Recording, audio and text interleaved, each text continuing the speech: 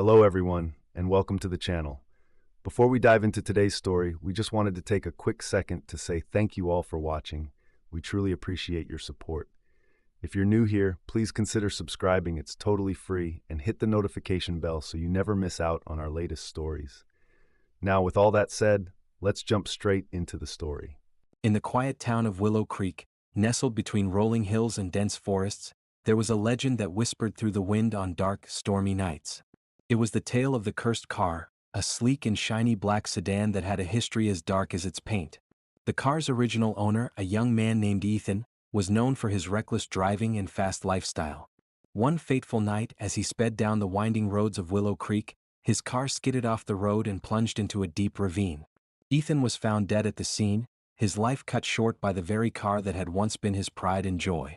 The car was salvaged and sold, and it was then that the curse began to unfold.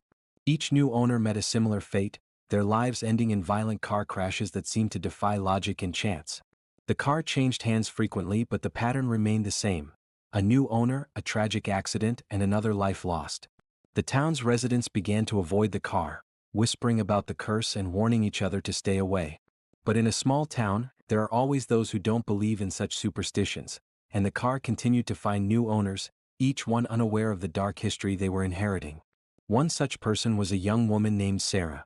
She had moved to Willow Creek a few months earlier, seeking a fresh start after a difficult breakup. Sarah was practical and skeptical, dismissing the town's legends as mere folklore. When she saw the black sedan for sale, she was immediately drawn to its sleek design and affordable price. She bought it without a second thought, eager to have a reliable vehicle for her new life. At first, everything seemed normal. Sarah drove the car to work, to the grocery store, and on short trips around town. But as the weeks passed, she began to notice strange things. The car would sometimes lurch forward on its own, or the brakes would feel unresponsive. Sarah chalked it up to the car's age and scheduled a visit to the mechanic, but each time the mechanic found nothing wrong. One evening, as Sarah was driving home from a late shift, she decided to take a shortcut through the forest. The road was narrow and winding, and the darkness made it difficult to see. Suddenly, the car accelerated on its own, and Sarah found herself struggling to regain control. She slammed on the brakes, but they felt like they were made of jelly. The car skidded off the road and crashed into a tree. Miraculously, Sarah survived.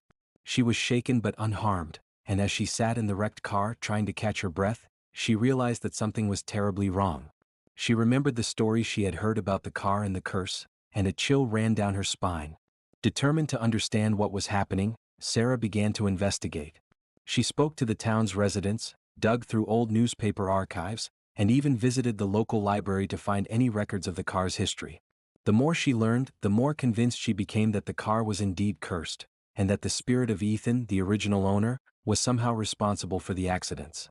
Sarah decided to confront the ghost of Ethan. She drove the car to the site of the original crash, a place that had become known as Ethan's End. As she stood there, the wind howled through the trees, and a mist began to form around her. Suddenly, a figure appeared, a young man with a haunted expression on his face. "Ethan?"